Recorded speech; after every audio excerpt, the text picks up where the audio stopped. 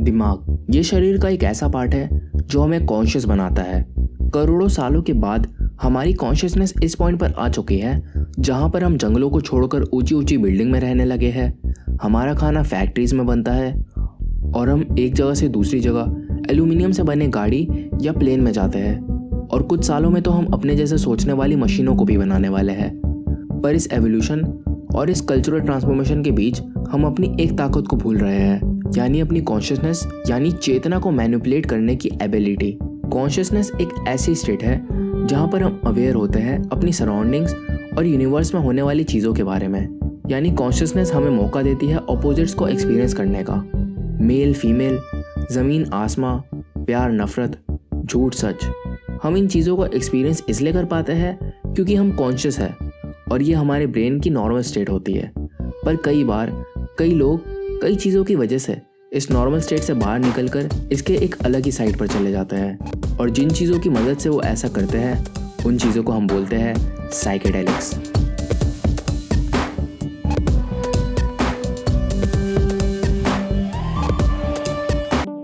Psychedelics दो word से मिलकर बना है।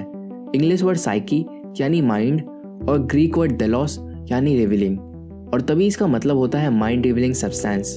बेसिकली साइकेडेलिक्स के 4 टाइप्स होते हैं, पर उन चारों में से एक टाइप है सेरोटोनर्जिक साइकेडेलिक्स जो हमें सबसे ज़्यादा वास्ट और गहरा एक्सपीरियंस देता है। और आज इस वीडियो में हम इसी टॉपिक के बारे में बात करेंगे।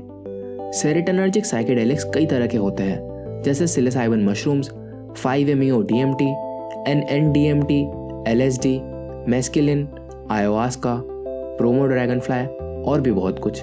इन साइकेडेलिक्स की खास बात यह होती है कि इनका मॉलिक्यूलर स्ट्रक्चर हमारे बॉडी में प्रेजेंट सेरोटोनिन से बहुत ज़्यादा मिलता है, और तभी हम जब इन साइकेडेलिक्स को लेते हैं तो यह हमारी सेरोटोनिन रिसेप्टर्स को बिना कोई नुकसान पहुंचाए उनके साथ बन जाती है और हमें मिलता है एक रहस्यमयी एक्सपीरियंस जो कि बाकी टाइप्स के साइकेडेलिक्स और हार्मफुल ड्रग्स किसी से भी नहीं मिलता। कई साइकोलॉजिस्ट और फिलोसफर का यह मानना है कि जो भी हमें इन ड्रग्स और नॉर्मल रियलिटी के बारे में पता है वो बिल्कुल ही गलत है। जिसे हम अपनी नॉर्मल रियलिटी बोलते हैं वो असल में गलत वास्तविकता है। पर एक साइकेडेलिक स्टेट में हम एक असली रियलिटी में पहुंच सकते हैं जिसको हम चाह कर भी अपनी नॉर्मल स्टेट में नहीं समझ सकते। कई सालों की रिसर्च में यह पता चला है कि सिर्फ एक सिलोसाइबिन मशरूम, आयोवास्का, DMT या LSD की ट्रिप हमें डिप्रेशन और पोस्ट ट्रॉमेटिक स्ट्रेस से बाहर निकाल सकती है। ये यहाँ तक कि हमारी स्मोकिंग, ड्रिंकिंग और बाकी एडिक्शन को भी छुड़वा सकती है, और इन सब्सटेंस को लेना काफ़ी सेफ भी है। अगर ये सब्सटेंस इतनी सेफ है तो हम इन्हें लीगल क्यों नहीं कर देते? वेल, इसका सिंपल सा आंसर है, अगर ये सच आम इंसान को पता लग जाए तो कोई भी दुकान पर जाके सिंथेटिक मेडिसिन को लेगा ही नहीं। पैकेज्ड चीज़ों को लेने की प्रेफरेंस कम हो जाएगी और इस तरह मार्केट में से अरबों रुपए का फ्लो रुक जाएगा। मतलब अगर आप एक कैपिटलिस्टिक व्यू से देखो तो साइकेडेलिक्स यूज़ करने में लोगों का तो बेनिफिट है, पर बड़ी कंपनीज का लॉस है, और शायद तभी इन्हें 1971 में इलीगल कर दिया गया था। पर अगर हम शुरुआत से देखें, जब से ह्यूमन का एग्जिस्टेंस शुरू हुआ है तो हमें यह पता चलता है कि हमारे एंसेस्टर्स साइकेडेलिक्स से शौकीन थे।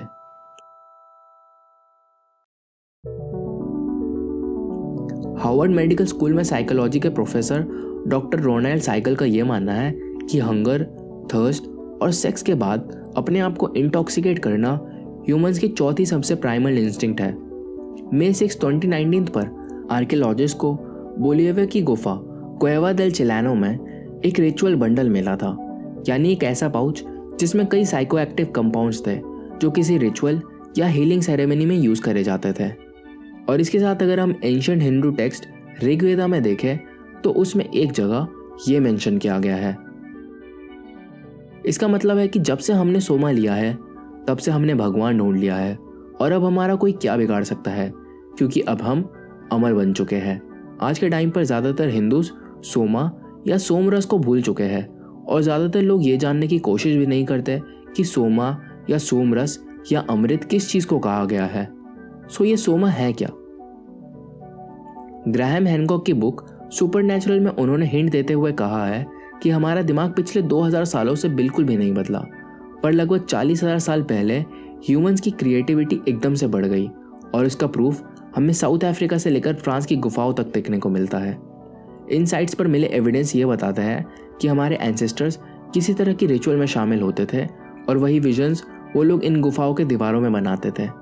1950s के बाद हुई रिसर्च में ये पता चला कि जिस तरह की चीज़ें और जिस तरह के विजन साइकेडेलिक्स लेने वाले इंसानों को आते हैं, एकदम सेम चीज़ें उन्हीं गुफाओं में बनाई गई थी हज़ारों साल पहले। ये पेंटिंग्स कई लोगों की आयोस्का ट्रिप की विजन को दिखाती है और अगर हम इन्हें ध्यान से देखें तो इनमें कई ऐसे फिगर्स हैं जो पूरे इंसान है ही नहीं, और ऐसे इंसान को हम बोलते हैं थैरेंथ्रोप्स, जो कि LSD या DMT ट्रिप का काफ़ी कॉमन विजन होता है। और अगर हम देखें कि ऐसी चीज़ें हमें और कहाँ दिखती है, तो ऐसी ही आधे ह्यूमंस वाली फिगर हमें केव आर्ट में देखने को मिलती है, और यहाँ तक कि बहुत से मिस्टिकल कल्चर्स में भी। इजिप्ट में गॉड थॉथ एक थैरेंथ्रोप था जिसने इजिप्शियंस को राइटिंग और नॉलेज दी थी। सुमेरियन गॉड एंकी एक अनुनाकी गॉड था, इसको भी आधा इंसान और आधा जानवर के रूप में दिखाया गया है, और ग्रीक गॉड मेडूसा भी उसी कैटेगरी में है। और यहाँ तक कि इंडिया में भी काफ़ी सिमिलर रूपों में भगवानों को दिखाया गया है। हमारे पास है नागाज, हायाग्रीवा जिन्हें सोमा के साथ दिखाया गया है, और my friend Ganesha. Her ancient culture में लोग किसी न किसी तरह से इन प्लांट्स को जलाकर, मसलकर या फिर दूसरे प्लांट के साथ मिलाकर एक तरह का ब्लेंड बनाते हैं भगवानों को बुलाने के लिए। रिसेंटली साइकेडेलिक्स एक बार फिर कॉन्वर्सेशन का पार्ट बनने लगा। सेलिब्रिटीज अपने एक्सपीरियंस बता रहे हैं, लोग माइक्रोडोजिंग के साथ एक्सपेरिमेंट कर रहे हैं, साइकोलॉजिस्ट और न्यूरोलॉजिस्ट अपना ओपिनियन दे रहे हैं। लोगों की प्रेशर की वजह से कई स्टेट में साइकेडेलिक्स को लीगल भी कर दिया गया है, और तभी इन सब्सटेंस पर रिसर्च भी काफ़ी तेज़ी से बढ़ रहा है। जॉन हॉपकिंस यूनिवर्सिटी में कराए गए एक स्टडी में ऐसे लोगों को इकट्ठा करा गया था जो क्रॉनिक स्मोकर्स थे, मतलब कि वो लोग जो हमेशा से हर रोज़ सालों से सिगरेट पीते आ रहे हैं। तो जब उनको मैजिक मशरूम दिया गया था, तब सिर्फ केवल एक ट्रिप ने ही उन लोगों को इतना चेंज कर दिया कि 80% लोगों ने स्मोकिंग को छोड़ ही दिया, और 6 महीने के बाद भी उनको सिगरेट पीने का मन तक नहीं करा, मतलब कि एक परमानेंट चेंज था। इसी यूनिवर्सिटी में कराए गए एक सेपरेट स्टडी में कैंसर पेशेंट को सिलोसाइबिन मशरूम्स और LSD टेस्ट में पार्टिसिपेट करने को कहा गया। जैसा कि हमको पता है कि कैंसर पेशेंट्स में साइकोलॉजिकल सफरिंग, सैडनेस और डिप्रेशन बहुत ज़्यादा होता है, और हमको ये भी पता चल गया है अभी तक कि साइकेडेलिक सफरिंग को कम कर सकती है। तो इसी को टेस्ट करने के लिए उन लोगों पर यह स्टडी करा गया था, और हमने जैसा सोचा था वैसा ही हुआ। पार्टिसिपेंट्स ने बताया कि वो सिर्फ एक ट्रिप के बाद ही डिप्रेशन, एंग्जाइटी और मूड स्विंग से बाहर आ गए थे। उनमें मरने का डर खत्म हो गया था, और उनमें अपने और लाइफ के टुवर्ड्स एटीट्यूड भी बदल गया था। उन्होंने ये सोचा था कि ये ट्रिप बहुत ही रिलैक्सिंग और ईजी होगी, पर असलियत में उनको ये पता चला कि जैसा उन्होंने सोचा था ये उसके बिल्कुल भी नज़दीक नहीं था। उनकी ट्रिप काफ़ी इंटेंस थी, और उनके दिमाग में इतना कुछ चल रहा था कि वो उस इन्फॉर्मेशन को प्रोसेस भी नहीं कर पा रहे थे, जिसकी वजह से ये एक्सपीरियंस उनकी लाइफ का सबसे प्रोफाउंड एक्सपीरियंस था। और इतने डेप्थ इंटेंसिटी होने की वजह से ये ड्रग्स एडिक्टिव भी नहीं होते।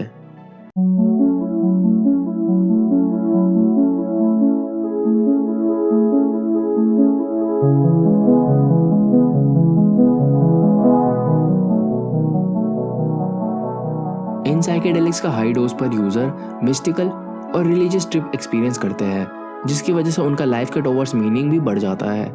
और जो लोग भगवान में विश्वास भी नहीं करते, वो लोग इसको लेने के बाद ये बताते हैं कि उनको ऐसा लग रहा था कि जैसे वो भगवान से बात कर रहे हैं और भगवान उनको अपना बेटा बता रहा है। बेसिकली ये इसलिए होता है क्योंकि इन एक्सपीरियंस को वर्ड में एक्सप्लेन करना बहुत ही मुश्किल है, और हमारा ह्यूमन लैंग्वेज में गॉड या एब्सोल्यूट के अलावा ऐसा कोई वर्ड है ही नहीं जो इतनी अनरियलिस्टिक चीज़ों को समझा सके। एक और चीज़ जो साइकेडेलिक्स को सबसे अलग बनाती है वो है इसकी ये खासियत कि ये हमारे ब्रेन को पूरी तरह से रिवायर कर सकते हैं। इस डायग्राम में दिखाया गया है कि सिर्फ एक सिलोसाइबिन मशरूम की ट्रिप से पहले ब्रेन में कितने कम कनेक्शन बनाए गए थे, पर ट्रिप के दौरान उस सब्जेक्ट के ब्रेन में नए कनेक्शन बनने लगे जो कि रैंडम बिल्कुल भी नहीं थे, बल्कि वो सब काफ़ी ऑर्गेनाइज्ड और स्टेबल कनेक्शंस थे। इस तरह के कनेक्शंस लोगों को अपने पुराने ट्रॉमास, डिप्रेशन और अपनी बुरी आदतों को एक नए तरीके से समझने का मौका देते हैं। यहाँ तक आपको ये पता तो चल गया होगा कि साइकेडेलिक्स किस तरह की होती है और उनसे कैसा एक्सपीरियंस होता है, इज़न्ट इट? पर यहाँ पर एक बात गौर करने वाली है कि एक सिलोसाइबिन मशरूम की ट्रिप और एक ayahuasca की ट्रिप दोनों ही अलग होती है। मतलब अलग अलग साइकेडेलिक्स को लेने का तरीका, उनका एक्सपीरियंस, उनसे मिलने वाले ट्रिप और बेनिफिट्स सब अलग होते हैं। मशरूम को हम पार्टी में यूज़ कर सकते हैं, जबकि ayahuasca को हम किसी नॉर्मल जगह पर ले ही नहीं सकते। मशरूम के साथ हम अपनी ही लैंग्वेज में बात कर सकते हैं और अपने क्वेश्चंस पर प्लांट इंटेलिजेंट का ओपिनियन ले सकते हैं। पर एक ayahuasca ट्रिप में वर्ड्स चीज़ों की तरह होते हैं, जहाँ पर हमको चीज़ों की मदद से स्टोरी या उस एक्सपीरियंस को दिखाया जाता है। मशरूम को हम ज़मीन से तोड़कर खा सकते हैं, पर ayahuasca को लेने के लिए एक पूरी सेरेमनी होती है, जिसके लिए हमें अपना डाइट चेंज करना होता है और सेक्सुअल एक्टिविटी से भी दूर रहना होता है। अब नेक्स्ट ये देखते हैं कि क्या ये साइकेडेलिक्स सेफ भी है या नहीं। सबसे पहले तो हमें ये ध्यान रखना है कि साइकेडेलिक्स बिल्कुल ही सेफ है, पर इसको लेने के बहुत सारे तरीके हैं। हमें ये ध्यान रखना चाहिए कि साइकेडेलिक्स लेने के टाइम हमारे बॉडी में कोई और सब्सटेंस या मेडिसिन ना हो, क्योंकि साइकेडेलिक्स का इन सब्सटेंस के साथ रिएक्ट करना काफ़ी कॉमन है। और दूसरी चीज़ जो हमें ध्यान रखनी चाहिए वो ये है कि हमें एक लिमिटेड डोज में अपनी बॉडी के हिसाब से पूरे नॉलेज के साथ ही इन सब्सटेंस को इंटॉक्सिकेट करना चाहिए। अगर हमें इन सब्सटेंस की अच्छी नॉलेज है और अगर हम अच्छे इंटेंशन से इन सब्सटेंस को ले रहे हैं, तो डेफिनेटली हम अपने कॉन्शियस स्टेट को मैनिपुलेट कर सकते हैं और अपने आप को एक बेहतर इंसान बना सकते हैं। हम बोलते हैं कि इमेजिनेशन इनफाइनाइट है, पर अगर साइकेडेलिक्स ह्यूमन कैपेसिटी को एक्सपैंड कर सकते हैं, तो पैराडॉक्सिकली साइकेडेलिक्स इनफाइनाइट को भी इनफाइनाइट बना सकते हैं। और ये काफ़ी लॉजिकल है अगर हम माने कि इनफाइनाइट एक लीनियर कॉन्सेप्ट है जो ज़ीरो से स्टार्ट होता है और एक ही डायरेक्शन में चलता जाता है। पर अगर इनफाइनाइट मुड़कर स्पाइरल लूप्स जैसा बन जाए तो एक फ्रैक्टल के जैसा दिखने लगेगा और एक साइकेडेलिक्स की तरह भी। नॉर्मल स्टेट में ह्यूमंस की परसेप्शन लीनियर रहती है और ह्यूमंस एक नॉन लीनियर सिस्टम में। और अगर हम ह्यूमंस कॉन्शियसनेस की बेसिक लिमिटेशन को देखें तो वो है हमारी इनफाइनाइट को इमेजिन करने की इनएबिलिटी। हमारे पास मैथ्स है और इनफाइनाइट सॉफ्टवेयर को चलाने के लिए सॉफ्टवेयर कंप्यूटर्स भी, पर इसके बाद भी साइकेडेलिक ट्रिप में दिखने वाले कॉम्प्लेक्स सिस्टम को रिक्रिएट करना तो दूर, उन्हें इमेजिन करना भी मुश्किल है। संस्कृत में एक वर्ड है काल चक्र, और काल चक्र योगा में भी सिखाया जाता है कि कैसे हम बॉडी की साइकिल को यूनिवर्स की साइकिल से अलाइन कर सके। और सिर्फ यही एक तरीका है जिसने हमेशा इंसानियत को शांत पीस में रखा है। और जैसे ही हम इस अलाइनमेंट से बाहर निकलते हैं तो वैसे ही हमारी ईगो टेक ओवर कर लेती है और हमें चाहिए होता है पावर, पैसा और लोगों की सोच पर कंट्रोल। साइकेडेलिक्स, योगा, पतंजलि, प्राणायाम, फास्टिंग, मेडिटेशन, कुंडलिनी, ये सारे अलग अलग नाम और प्रैक्टिसेस में एक चीज़ कॉमन है, जो है एक रिवॉर्ड, जिससे हम इस पूरे ब्रह्मांड को चख सकते हैं और अगर हम चाहें तो हम पूरी दुनिया भी बन सकते हैं। तो आज के लिए बस इतना ही। अगर आपको ये वीडियो पसंद आई है तो लाइक करो, और अगर आप नए हो तो सब्सक्राइब करो। और अगर आप इस तरह की और भी इंटरेस्टिंग टॉपिक्स पर डॉक्यूमेंट्री चाहते हो तो नीचे कमेंट करो। और हाँ, अब बाकी के सोशल मीडिया ऐप्स पर भी मुझसे कनेक्ट हो सकते हो, लिंक नीचे डिस्क्रिप्शन में है। तब तक ले this was Suryash from Idea Creations, signing off. Cheers.